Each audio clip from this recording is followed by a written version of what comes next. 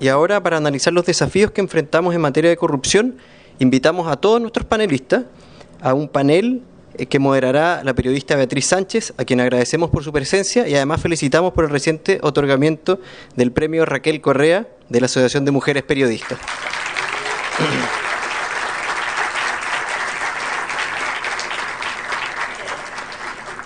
Mientras se desarrolla el panel, integraremos preguntas del público a la conversación. Los que quieran pueden anotarlas en los papeles que hemos dispuesto para ellos, que están corcheteados al programa, y que las pueden entregar a las personas que van a estar recogiéndolas durante el panel. Muchas gracias. Recibamos a todos nuestros panelistas con un fuerte aplauso.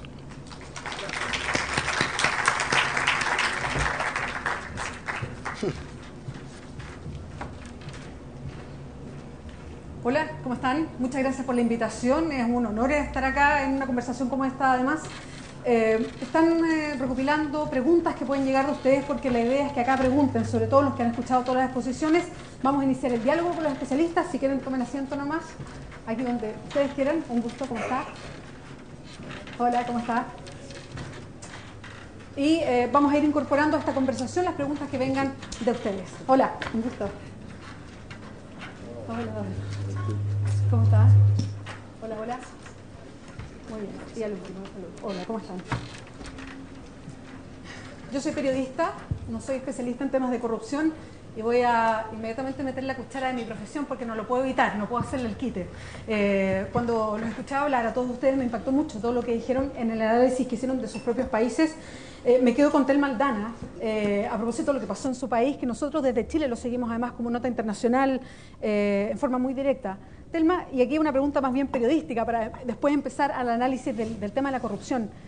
¿Qué costo tuvo para usted? ¿Tuvo algún tipo de costo en amenaza o costo en su profesión el perseguir a quien era el presidente de la República? Un costo personal, pues sin duda la lista de enemigos es cada día más larga y enemigos poderosos. En el caso de Pérez Molina, él es lo que en Guatemala se conoce como los caiviles. Los caiviles son los integrantes del ejército que son entrenados de una manera especial, y él intervino en el conflicto armado interno de Guatemala, y entonces hay un grupo de militares poderosos en el país. Él forma parte de este grupo y sin duda es atacar de manera profunda a estructuras criminales. Más que un costo en contra, yo lo que he recibido es muchos aplausos de la población. De hecho, hoy día entro a un restaurante y siempre la gente me aplaude y me abrazan y lloran, y entonces en un aeropuerto siempre encuentro algún guatemalteco que me abraza y me dice que sigamos adelante. Muy bien. Quería partir preguntando esto porque es un tema, y lo decía Eduardo en la exposición, que a los medios de comunicación nos ha interesado mucho y hemos estado tratando de estar muy presentes, y dejado un desafío que después lo voy a preguntar y que tiene que ver, bueno, cómo reconstruimos entonces, porque ahí hay un tema súper fundamental que nos llega a todos como sociedad. Cada uno de ustedes hizo una exposición donde apuntaron también a las razones. Muchas se repiten y uno va viendo reflejado en lo que pasó en sus propios países la realidad chilena también. Pero a juicio de ustedes, ¿qué es lo más importante para que haya casos de corrupción en un país? ¿Tiene que ver con que hay malas leyes o leyes insuficientes? ¿Tiene más bien que ver con una naturalización de los casos de corrupción como si son parte de la vida diaria y uno no los puede evitar? ¿Tiene que ver con una ciudadanía que pasa con esto un poco como decía Telma antes, que bueno, este roba menos o este roba pero por último tiene una empresa, en fin? ¿Tiene que ver con eso? ¿Tiene que ver con un ministerio público o un persecutor que es más débil o que no tiene las herramientas? ¿Qué es a su juicio lo principal que puede terminar en casos grandes de corrupción como muchos de los que hemos ido analizando? Partamos por el profesor. Bueno, entre los muchos factores creo que resaltaría la demanda, lo que es un poco mi punto. Podemos poner límites, techos, puniciones y sanciones, educar, pero cuando hay una demanda, en el caso de Brasil, del sistema político por dinero, para que este dinero trabaje o sea usado para construir alianzas, es muy difícil imaginar la política funcionando sin esta plata. Y cuando prohibimos, es un poco un escenario pesimista ahora, ¿no? Pero cuando prohibimos la entrada de esa plata, tenemos una ley, nos tranquilizamos, hacemos conferencias, pero una otra posibilidad es que la plata entre por otro camino. O, este es otro tema, que algo que también es tan importante cuanto combatir la corrupción, como, por ejemplo, la competitividad política, sufra con el combate a la corrupción. A mí da mucho miedo que en futuras elecciones, sin dinero privado en la política, quien tenga más chance de ganar las elecciones son los ocupantes de los cargos. ¿Quién va a tener plata y de dónde para desafiar a un incumbente? Entonces, hay otras cosas importantes allá de la corrupción. Eduardo. Hay mucha arista y también me gustaría responderle a Bruno, pero no lo voy a hacer para resistir la tentación y referirme a tu pregunta. Yo creo que hay distintas aristas. Uno es el viejo adagio de que quienes tienen poder y no tienen contrapesos debidos, hay una tentación a usar ese poder más allá de lo que corresponde. Eso está parte de la naturaleza humana. Yo creo que el tema, no nacemos buenos, digamos, hay excepciones y ojalá fuéramos todos, pero en el momento de hacer política pública, yo cuando elijo mis amigos trato de elegir gente en base a consideraciones éticas y morales, pero cuando hago política pública no, y creo que el poder, cuando no hay transparencia, cuando no hay rendición de cuentas, puede ser abusado fácilmente, y ese es un tema por el cual uno requiere entonces estar pendiente de lo que es conflicto de interés, lo que es transparencia, todo ese tipo de cosas, simplemente como siendo realista respecto de cómo funciona la autoridad. La exigencia para quienes toman decisiones tienen que ser mucho mayores porque ellos terminan afectando las vidas de todo un país. El interés en influir sobre quienes toman poder va a existir, ha existido siempre, no se saca nada con evitarlo, lo que hay que hacer es transparentarlo, es eventualmente tomando el problema de acción colectiva, subsidiar a los grupos menos organizados para que también puedan tratar de llegar a quienes toman decisiones, pero es tomar un enfoque bien pragmático frente a cómo funciona la toma de decisiones en la sociedad moderna, y esto posiblemente facilitado en los últimos años con las nuevas tecnologías que yo creo también facilitan al menos la coordinación de la ciudadanía frente a cuando se conocen este tipo de situaciones, permite reaccionar de forma mucho más rápida que en el pasado.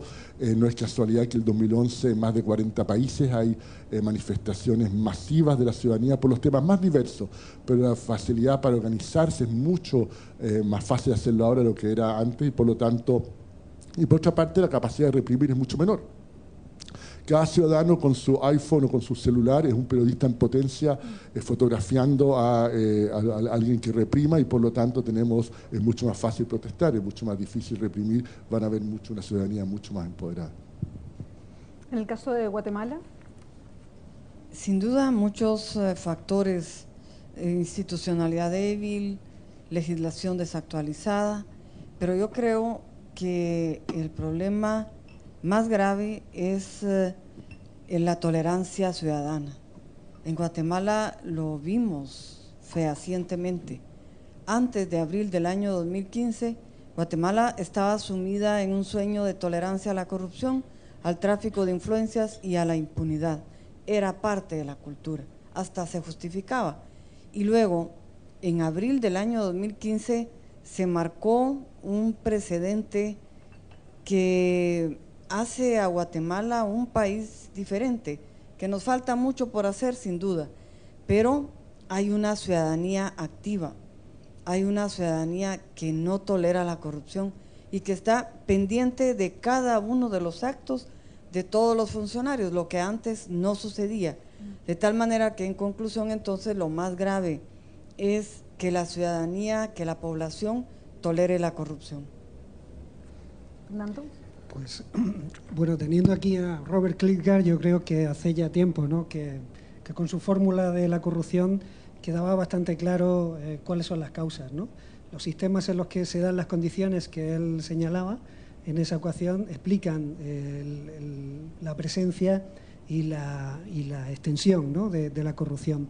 Pero si me dejas, Beatriz, yo lo pondría, le daría la vuelta a la pregunta, ¿no? Yo creo que lo normal, lo natural es tener corrupción. Si uno mira el mapa de la percepción de la corrupción de Transparencia Internacional, ve que lo que predomina son los tonos rojizos en ese mapa. Saben que el mapa va de los tonos rojizos de máxima corrupción a los tonos amarillos, hasta un amarillo muy claro de ausencia de corrupción o de una corrupción muy baja. Y si ven ese mapa, verán que los amarillos son los menos predominantes, ¿no? Son mucho más escasos. La pregunta es realmente no por qué hay corrupción, sino por qué hay países que han conseguido controlar con más éxito la corrupción. Yo creo que esa es la pregunta difícil de contestar, ¿no? Y en ese sentido les recomendaría una lectura. Son 1.400 páginas de los dos últimos ensayos de Francis Fukuyama, dos ensayos que se leen como el primer volumen y el segundo volumen del mismo ensayo, que es Los orígenes del orden político y Orden y decadencia de la política. Son dos libros fascinantes y el origen, el inicio de la reflexión de Fukuyama es una serie de avances en las neurociencias que demuestran cómo el ser humano está programado genéticamente para el nepotismo y la corrupción, para el nepotismo y el clientelismo. Eso es lo que nos ha salvado como especie, el proteger a la familia y el intercambiar recursos con los amigos. Nos ha protegido como especie, nos ha hecho que no hayamos desaparecido aún y que no hayamos convertido en una plaga para el planeta. Y, sin embargo, ha habido sociedades que han sido capaces de construir sistemas de los que habla Robert Klitgaard en sus libros, sistemas que permiten refrenar esos instintos, ¿no?, del nepotismo y el clientelismo con suficiente garantía, y eso da lugar a lo que Eduardo señalaba en una de sus diapositivas, la alta correlación que hay entre tener instituciones de alta calidad, instituciones de gobierno de alta calidad y un mayor desarrollo, ¿no?, un mayor desarrollo, una mayor prosperidad. Los países que lo han conseguido refrenar esos instintos tan naturales que tenemos todos, gracias a la construcción de estos sistemas institucionales, consiguen el premio de una prosperidad mucho más sólida, ¿no? Bueno, ese es el desafío, ¿no? Yo creo que es relativamente fácil, después de todo, explicar por qué hay corrupción, y lo que es difícil es cómo Dinamarca se convirtió en Dinamarca, que es una de las preguntas que nos hacemos constantemente quienes analizamos corrupción, ¿no? Con nombre danés voy a responder a esta pregunta. Una sugerencia para Chile. Hemos visto un esfuerzo tremendo de todos los campos posibles de la corrupción, análisis, propuestas, nuevas leyes, nuevos programas, etcétera, realmente exhaustivo. Otra manera de pensarlo es dónde hay ejemplos ya de instituciones, ciudades, funciones que están bien. Por ejemplo, mencionó Eduardo que todavía no tenemos las reformas a nivel municipal que quisiéramos. Hay 2 o 3 ciudades en el país donde se ha podido mejorar la administración y reducir la corrupción. Hemos documentado lo que hicieron, por ejemplo, por los periodistas. Hemos divulgado los secretos y propagado esos éxitos para que los demás podamos por lo menos reforzar nuestro optimismo y a lo mejor copiarlos y renovar nuestros esfuerzos. Entonces, mi sugerencia, en vez de pensar en los 21 factores que pueden contribuir a la corrupción, A, B, C, D, E, una lista exhaustiva, un nicaragüense escribió un libro donde hay 40 factores, entre otras mujeres, dinero, alcohol, o sea, hay de todo, ¿verdad? Entonces, en vez de ir por esta manera, digamos, profesorial, ¿por qué no vamos al otro extremo? ¿Dónde hay luces brillantes que podemos identificar y aprender y propagar? Bueno, es una respuesta compleja a un problema multicausal. Yo quería resaltar 2. El primero, creo que tiene que ver de alguna manera, en nuestro caso, con el patrón colonizador, una razón histórica. Los puestos de virreyes se compraban, no eran meritocracia. Y el que compraba un puesto para venir luego a estas tierras, obviamente quería recuperar su inversión, entre comillas. Y eso crea un patrón clientelista que arrastramos hasta el día de hoy. La cercanía o no al poder central creo que de alguna manera explica por qué hay una Argentina con altísimos niveles de corrupción y un Uruguay al lado donde la corrupción no se hace evidente. Y en el caso Chile y Perú es más o menos lo mismo, ¿no? Se hablaba del caso de la policía, evidentemente el estándar de un carabinero chileno no es el mismo que el de un policía peruano. Y ahí creo que tiene que ver con alguna razón histórica también de cuán cerca estuvimos o no del poder virreinal en su momento. El segundo tema que creo que tiene una incidencia, por lo menos en una realidad como la peruana, de donde yo vengo, es el elemento racial, racista y el sentido de bien común. Y lo grafico con un ejemplo. Una persona, estaba yo yendo en una ruta a una persona de casualidad y veo que abre la ventana de su auto y empieza a tirar toda la basura que tenía acumulada ahí en la vía pública, ¿no? Hasta que de pronto llega a una reja e ingresa a un club privado y veo que reduce la velocidad, le da el paso a la anciana, no se le ocurre, por supuesto, echar un solo papel. La primera pregunta es ¿por qué su comportamiento varía por el hecho de la existencia de una reja? La primera respuesta fácil es porque dentro de ese club privado hay cámaras, hay gente que va a hacer cumplir la ley y si vota un papel la van a expulsar del club. Pero luego, pensándolo mejor, creo que a eso se suma el tema del enforcement, la aplicación de la ley, el hecho que cuando entra a ese club se sienten entre iguales. Y ahí entonces hay un problema racial porque la calle en Lima, en las ciudades del Perú, la élite no se siente parte de eso y es su basurero y por lo tanto no tiene respeto por la ley ni por la gente y solamente eso ocurre cuando entra a estos guetos donde se reconocen entre iguales. Esa falta de noción de bien común creo que es un elemento central en la explosión de proceso de corrupción como el que hemos vivido nosotros.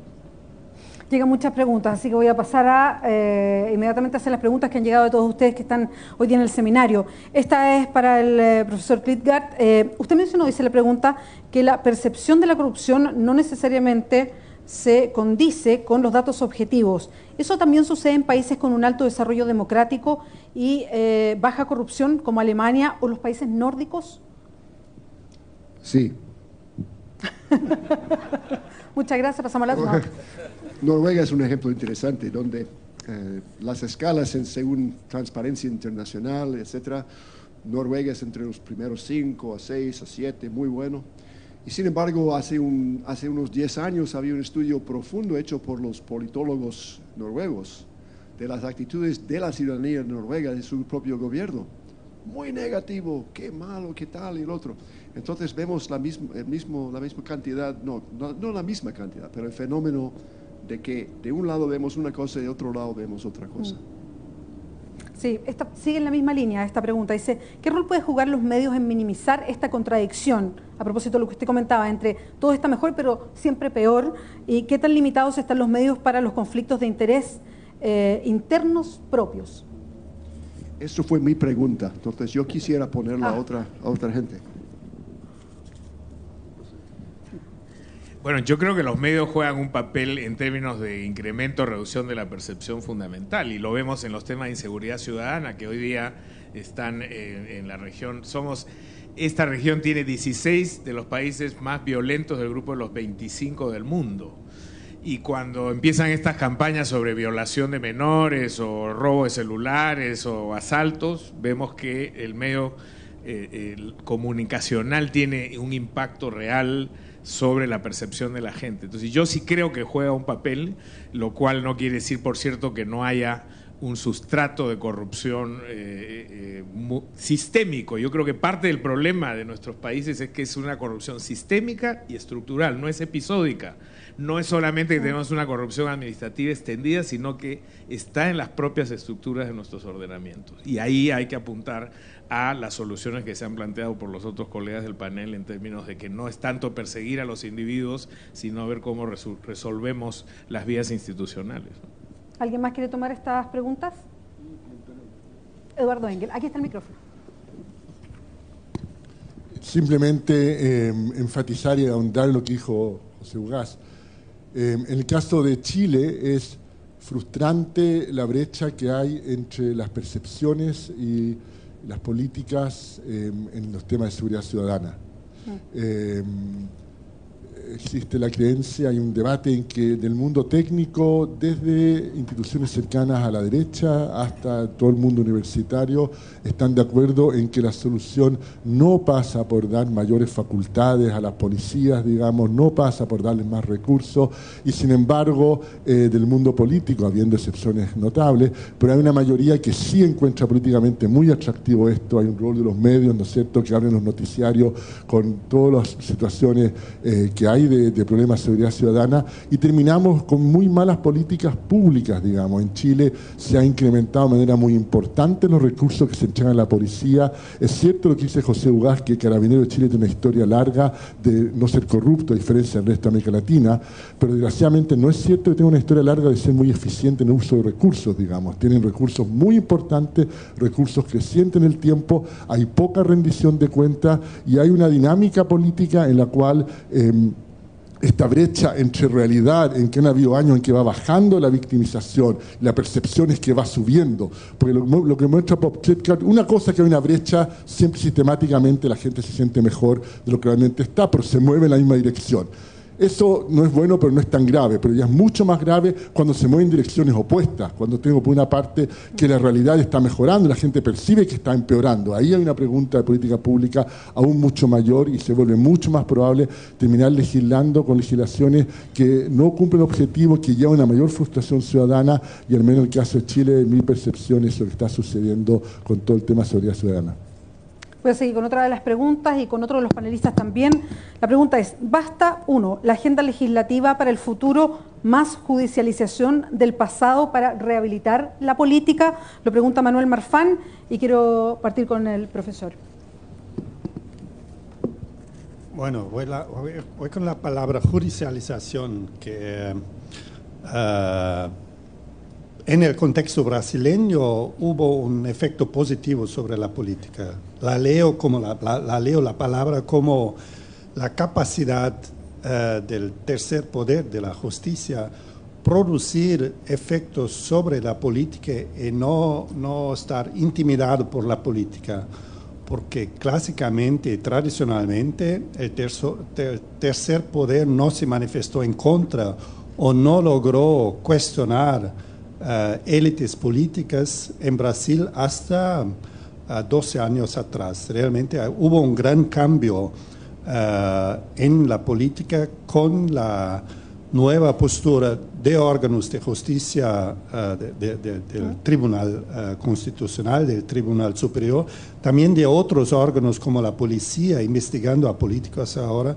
Entonces, mi lectura de la judicialización de la política, que normalmente para un politólogo es un poco una amenaza, muchos de mis colegas escriben de forma negativa sobre el impacto negativo de la justicia en meterse en la política, en este aspecto de punir crímenes de colarinho branco, no sé cómo se llama, cuello blanco, tuvo un efecto positivo y lentamente, muy lentamente, cambia la actitud de la élite política, porque solo ahora muchos no se dan cuenta ainda que están en la mira posiblemente de muchas investigaciones. Entonces, en el caso Petrobras, cuando investigaron a una columna, en el mismo mes la otra columna continuaba operando. Los vecinos del mismo edificio que sufría invasiones por la Policía Federal, los vecinos, colegas, continúan operando, recibiendo, pagando todo, como si nada. Entonces, en este sentido, la intromisión del Poder Judicial sobre la política, para mí, tiene un efecto potencialmente positivo. Telma, reitero la pregunta, ¿basta la agenda legislativa para el futuro más la judicialización del pasado para rehabilitar la política? Es importante la justicia, pero yo estimo que es mucho más importante la prevención que la sanción. Si bien un proceso judicial, una sentencia condenatoria da un mensaje positivo a la población, en el sentido de que nadie es superior a la ley, lo cierto es que hay que trabajar a profundidad la prevención con la niñez, con la juventud. Fernando. Gracias. Bueno, yo creo que la judicialización es un paso positivo en el sentido de lo que yo creo que todos hemos coincidido en nuestras presentaciones, que es la importancia de luchar contra la impunidad de la corrupción, ¿no? En ese sentido, mandan el mensaje correcto, ¿no? De que ya no hay impunidad o el espacio de impunidad se ha reducido. Eso es positivo.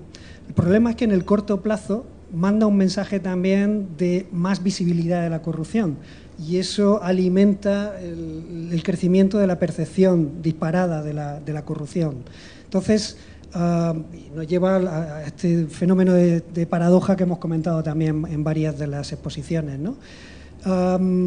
Eso junto con la pregunta anterior, con la del papel de los medios, para los medios una buena noticia no es una noticia, por tanto siempre van a darle más prioridad a eso, a noticias desagradables sobre la clase política, sobre los partidos. Y sería importante, pero ya sé que es complicado, pero sería importante que los medios también informaran sobre las islas de integridad, ¿no? A lo que se refería Robert, que hubiera una información también de lo que funciona bien en el país, ¿no? Porque hace que al final el punto de vista sobre la percepción sea más equilibrado, ¿no? Si no, al final, si solo recibimos lo negativo, está bien en cuanto a eso, a que acabe la sensación de impunidad, pero tiene el efecto negativo de contribuir a que finalmente parece que estamos en una percepción disparada cuando generalmente en muchos países no es el caso, ¿no? Seguimos con otras preguntas, han llegado muchas, seguramente no las vamos a alcanzar a hacer todas por tiempo, vamos a ir lo más rápido posible, pero esto tiene un tiempo acotado. Esta parece que para todos, dice, ¿cómo las legislaciones de sus países relacionadas con la corrupción están tomando en cuenta la economía del comportamiento para cambiar las conductas de funcionarios y de la sociedad? Quiero partir por allá. José. Yo creo que las legislaciones en nuestra parte del mundo no atienden a ese tipo de realidades. Básicamente van por el lado formal. Yo creo que aquí hay una demagogia represiva latinoamericana muy clara que se afinca en los sistemas penales. En los últimos años hemos visto algunas más de corte, como el trabajo que se está haciendo en Chile en el sentido de prevención, pero básicamente creo que el acento ha sido puesto en el lado represivo y no en el tema de la cultura, no en el tema conductual. Tocando la pregunta anterior, acabo de escribir un artículo sobre corrupción y memoria y creo que ahí la justicia de transición en materia de corrupción cumple un objetivo, que es el de ruptura de impunidad, dar el mensaje de freír un pez gordo, etcétera. Pero leyendo el mensaje que dio el presidente de Alemania cuando inauguró el Museo de la Memoria en el Perú, él decía, para nosotros, hablando de Alemania, en el proceso del nazismo, fue fundamental no tanto la individualización, que eso se encarga la justicia transicional, pero que no le va a decir nada a las futuras generaciones respecto de por qué ocurrió eso, cuáles son los análisis sistémicos del problema para que se produzca un nunca jamás. Y creo que ahí es donde deberíamos ir y lamentablemente creo que nuestros legisladores y nuestra legislación normalmente no apunta a ese lado. Otra realidad de la administración pública en muchos países es que los sueldos son muy bajos. En ciertos países son tan bajos que una persona no puede vivir con el salario que recibe. Y entonces tenemos una cierta miopía de incentivos. Creemos enfatizarlo en el sector privado, pero en cuanto al sector público, no, bajamos la masa salarial. Los éxitos que he estudiado, hay maneras innovativas de intentar elevar la vinculación entre resultado e incentivo. Resultado negativo, pero también resultado positivo. Entonces, mi sugerencia es buscar en Chile y en otros países cómo podemos mejorar la posibilidad de ganar una vida excelente en el sector público, cumpliendo más y evitando cosas como la corrupción. Fernando. Bueno, la pregunta era si se tiene en cuenta, ¿no?, la economía del comportamiento en la creación legislativa. Refiriéndome al caso español, yo diría que sí, pero no sé si en el mejor de los sentidos. Es decir, que cuando analizamos buena parte de esta nueva legislación, vemos que efectivamente está estimulando determinados incentivos. El tema es si estimula los adecuados. Me refería antes al tema de la financiación de los partidos. Ha mejorado la legislación sobre financiación de partidos tras la cuarta reforma en 7 años, es decir, ha sido un tema constante, donde siempre se escapaban temas centrales. Y esta última reforma, por ejemplo, como decía antes, deja abierto el tema de las fundaciones. Se han prohibido las donaciones corporativas a los partidos. Ya era una prohibición antigua el que empresas que contratan con el sector público pudieran donar a los partidos, eso sigue vigente, pero resulta que eso no es un problema para donar a las fundaciones vinculadas con los partidos. Bueno, ¿se tiene en cuenta la economía del comportamiento? Sí, se está mandando el incentivo de que cerramos esta puerta pero abrimos esta. Y ustedes, grandes corporaciones o medianas corporaciones, ya saben lo que tienen que hacer, ¿no? Sí, sí se tiene en cuenta la economía del comportamiento, pero no sé si de la mejor manera posible. Elma.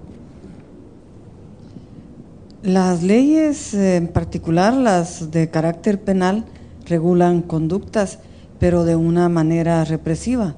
Y lo que nos hace falta es recobrar principios y valores. Y entonces trabajar en procesos formativos de integridad, tanto a nivel de instituciones como a nivel formativo de educación primaria, preprimaria, secundaria y universitaria. Eduardo. Primero una aclaración. Yo creo que la persona que hizo la pregunta no tenía en mente lo que le han respondido. Hemos entendido esto como el tema de los incentivos en la legislación, y en ese sentido yo dediqué a eso como parte de mi presentación, así no voy a volver a verlo. Pero economía del comportamiento es una subdisciplina de economía que ha emergido en los últimos 25 años, que es crítica de esa excesiva racionalidad que asumimos los economistas, que ha combinado economía con psicología, en que están los nombres de George Akerlof, Richard Thaler, etc. Y me temo que alguna persona fascinada con eso de la audiencia quería saber cómo en su tema muy específico esto se ha proyectado. No voy a entrar en eso porque creo que no es una discusión para esto, pero voy a aprovechar de responder la pregunta anterior que me la salté, y que es respecto de la pregunta de Manuel Barfán, si basta con nuevas leyes y judicialización, aun suponiendo que las leyes sean buenas y se implementen bien. Y el tema que queda pendiente y que es bien evidente, al menos en el caso de Chile, es que ¿qué se hace cuando la judicialización es con leyes que han prescrito o cuando muchas de las situaciones que son para la ciudadanía éticamente inaceptables no eran ilegales? Es en este momento el vacío importante que estamos teniendo en Chile, ¿no es cierto? En que se está investigando el pasado, van a haber algunos casos muy específicos en que quizás se establece el cohecho, pero la inmensa mayoría ya prescribió y no es ilegal, y sin embargo la ciudadanía sí hay una reprobación ética, moral respecto al comportamiento que tuvieron líderes en el caso político y también posiblemente en el caso empresarial. Esto es bien transversal. ¿Y qué hacer con eso? Ha sido un desafío importante en Chile que creo no hemos abordado correctamente todavía y que es bien difícil de abordar.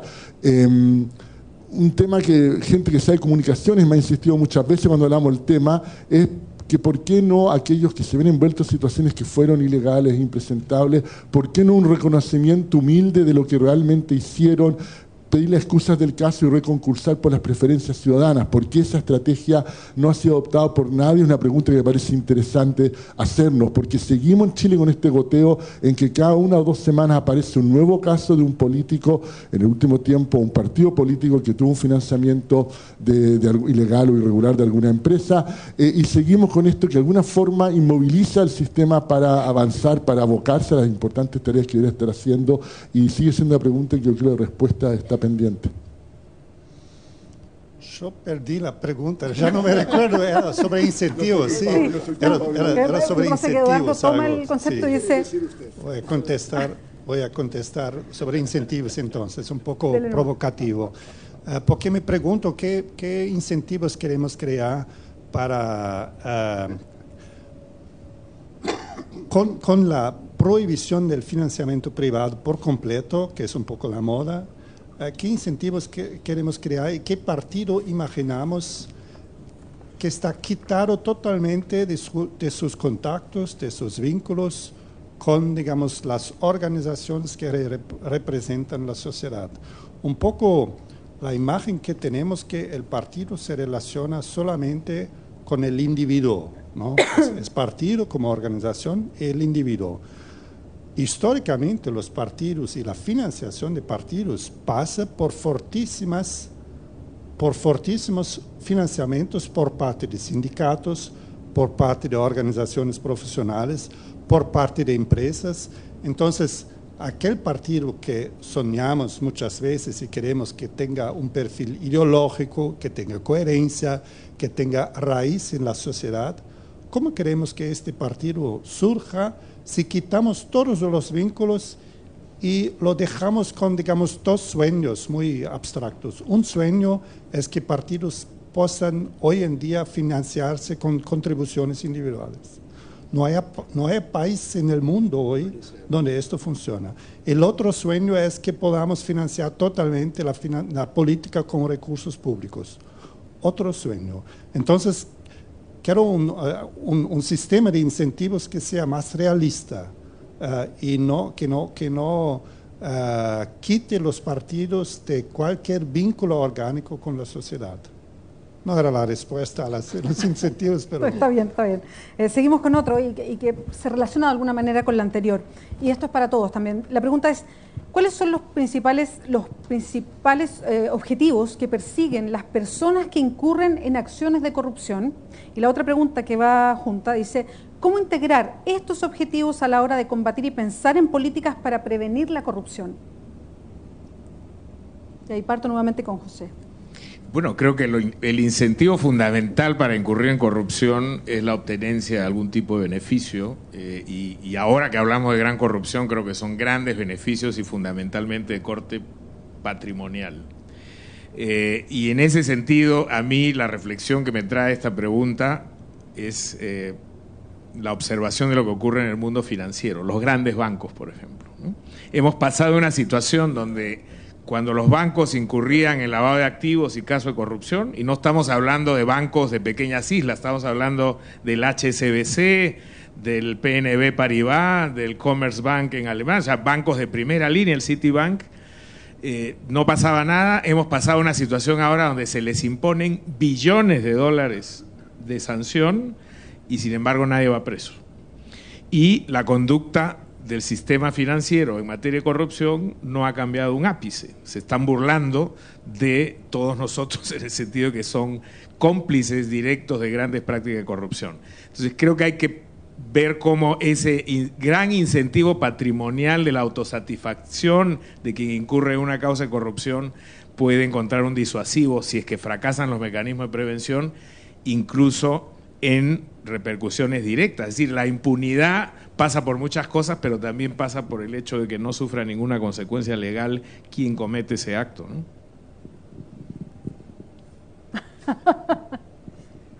Fernando.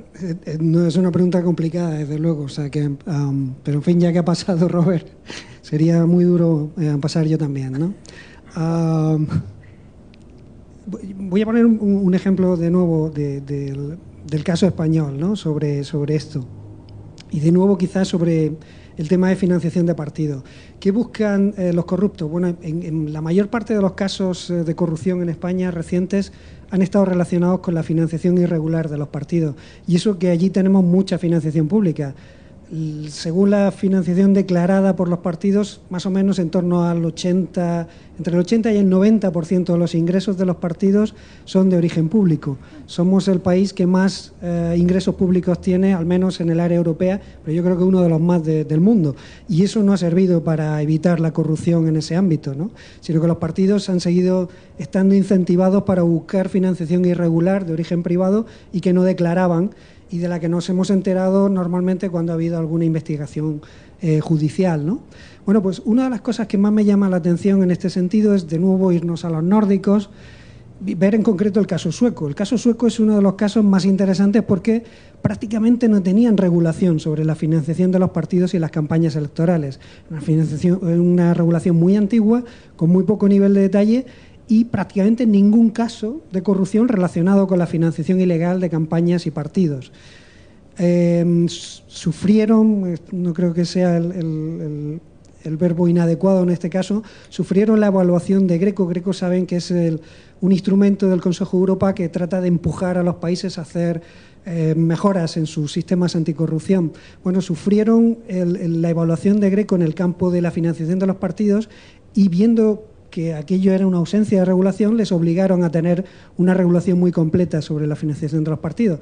Los suecos se resistieron y de hecho son uno de los países con un nivel más alto de incumplimiento de las recomendaciones de Greco, que son de obligado cumplimiento.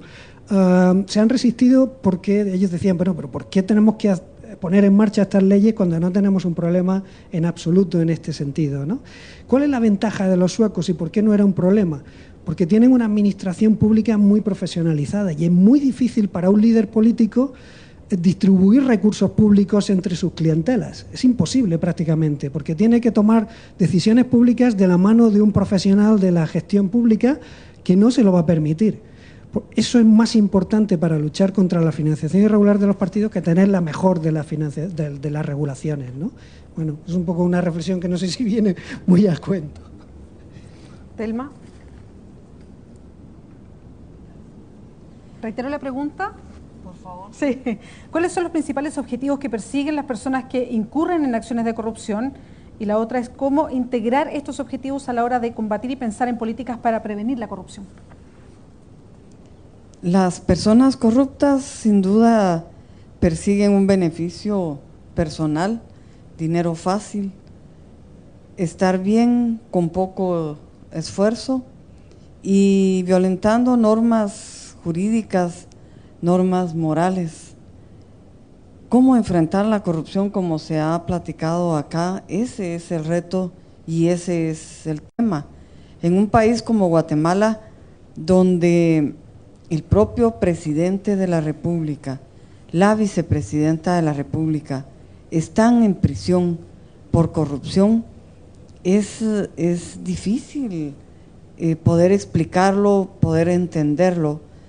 Y si vemos que los casos siguen, que tenemos magistrados de Corte Suprema de Justicia justo en este momento con procedimientos de antejuicio, tenemos a 2 presidentes del Congreso de la República en prisión y 2 más que el jueves de la semana pasada contra ellos hemos presentado también solicitudes de antejuicio.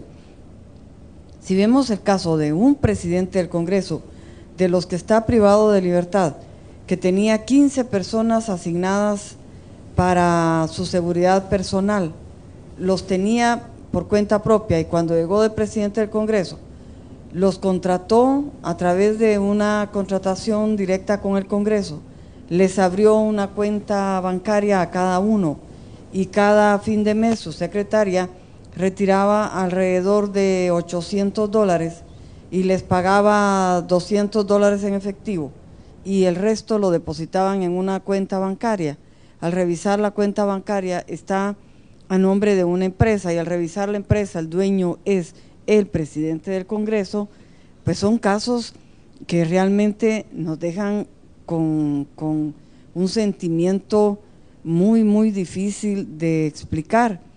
Y entonces Guatemala en este momento está en ese asombro y tenemos que reaccionar y tenemos que pensar en políticas públicas que tengan incidencia en esa corrupción. Creo que la tarea está pendiente, no sé cuándo vamos a terminar el asombro para poder pasar a definir esas políticas públicas.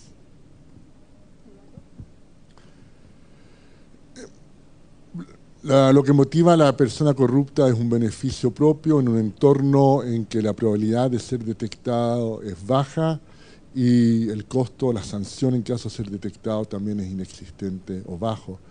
¿Cómo se traduce esto en el momento de diseñar políticas? En lugar de dar mi receta, quiero reaccionar a cosas que se dijeron y matizarlas y tener una conversación. Fernando nos contaba 2 cosas, una de Suecia y otra de España. Respecto a Suecia, que los criterios Greco, ¿no es cierto?, no son satisfechos por Suecia y se le exige cambiar. Creo que la moraleja ahí es que muchas veces tenemos demasiado abogado en estas cosas, ¿no? Pero que muchas veces nos centramos mucho en lo formal y falta evaluar lo que realmente está sucediendo, ¿no es cierto? Sé que no es fácil, pero el objetivo último debería ser cuál es la situación concreta, y si en Suecia no hay situaciones de corrupción y uno realiza todo lo que se puede hacer al respecto con encuestas a las personas correspondientes sin autoincriminarse, hablando de otro, no de ellos mismos, y uno concluye que no hay un problema, ese es el indicador correcto, y lo que yo te escucho ahí es que Greco tiene problemas, no Suecia. Luego te escucho hablar de España, el caso Bárcena, y viene el tema respecto a que hay un componente de financiamiento público que no ha servido porque aparecen estos casos. La pregunta ahí es, ¿hay límites al gasto? ¿Se monitorean los gastos efectivos? ¿Cómo no se detectó que estas empresas constructoras españolas estaban repartiendo enormes cantidades de dinero a un montón de políticos? No funcionan las declaraciones de patrimonio e interés. Si de todas estas respuestas tú me dices que todo estaba bien funcionando, empiezo a cuestionarme de que, bueno, quizá algo malo. Pero lo más probable es que en alguno de estos temas había una debilidad importante en el sistema español que obviamente no conozco y conversaremos después con mucho gusto. Y acá el caso de Bruno, que lo he mencionado ya varias veces, respecto a su preocupación de que las empresas no contribuyan más a la política. Yo en este momento en Chile, hasta los partidos de derecha que se habían opuesto históricamente a esto, hubo uno de los dos partidos que lo apoyó en el Congreso, porque después de estos escándalos es políticamente impresentable el permitir que los partidos donen a la política. Nunca he entendido la gran diferencia entre que done las empresas donen a la política. Nunca he entendido la gran diferencia que hay entre que un empresario done como persona, lo cual puede seguir haciendo, y lo haga la empresa, salvo el ahorro de impuestos, digamos, y no me parece un buen subsidio social a las preferencias de los empresarios, que en general, pero seguramente mucho más en algunos países como Chile, no están alineadas con las preferencias de la población. Si los empresarios tienen preferencias muy parecidas al resto de la población, es menos importante el tema, ¿no es cierto?, que cuando terminan ladeando la cancha, una cancha muy dispareja entre quienes tienen preferencias cercanas a los empresarios y quienes tienen preferencias que no son cercanas a los de grupos empresariales. Yo sueño con que algún día lleguemos a lo que es financiamiento, algo parecido a Alemania, en que en teoría las empresas pueden donar, pero hay un estatus ético, un acuerdo social, en que no es bien visto y por lo tanto financia una fracción muy baja de la política, más allá que no está expresamente prohibido. Yo creo que eso es algo que no me molestaría, no es una cuestión de principio de por medio, sino simplemente la idea que uno quiere transparencia y no quiere que haya captura de la política, y eso sí se facilita cuando hay empresas que financian. Los datos que hay en Chile son pocos porque históricamente era reservado la información, pero los datos que hay sugieren que las empresas que financian no son al azar, son empresas de sectores regulados donde uno presume que el tener contacto con el político da beneficio, no es simplemente una cuestión de coincidencia ideológica, son muchas veces empresas extranjeras en que tampoco es un tema que les importa lo que pasa en Chile en el sentido más amplio, les importa como negocio, lo cual es legítimo, pero claramente no es bueno para el país. Entonces ahí también creo que hay una diferencia que tenemos al respecto. Para allá. No voy a seguir, porque si no vamos a tener una charla particular, pero sobre sobre los incentivos, una curiosidad es que la derecha en Alemania y la izquierda en Brasil tienen una excusa en común.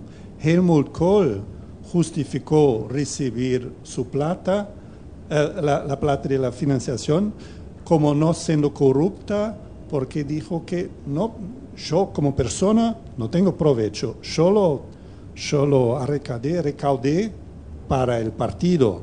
Hizo una cosa casi un buen común, ¿no? Una corrupción para el buen público, para la competición. Y la izquierda brasileña hace algo muy parecido, ¿no? Dice, bueno, recaudamos algo de los empresarios corruptos, pero nosotros no embolsamos la plata, ¿no? Nos lo pusimos para la competición política. Acá ¿no? también.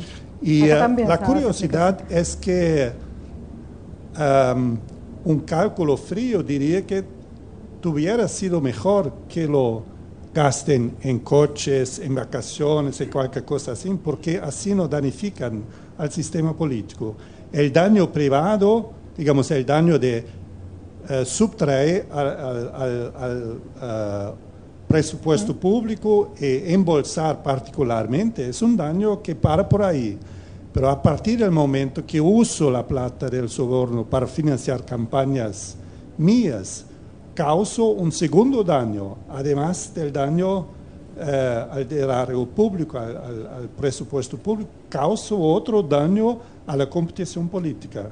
Entonces es un poco más allá de la excusa o del problema del beneficio privado, hay otro problema del beneficio aparentemente público, del uso aparentemente público, menos grave, solo aparentemente menos grave, que en mi opinión es mucho más grave do que el beneficio privado. Vamos a seguir con otra pregunta que también es para todos y habla de un concepto y tomo algo que mencionábamos antes respecto a la ética y que se ha mencionado acá también, o del valor de hacer las cosas bien, en fin. Antítesis de corrupción, plantea la persona que hace la pregunta, es honradez. ¿Han considerado la importancia de inculcar valores a través de la educación, por ejemplo, que se da a los niños y adolescentes con este concepto? Yo iba a decir... Telma, pero Robert después, porque había pasado en la pregunta anterior.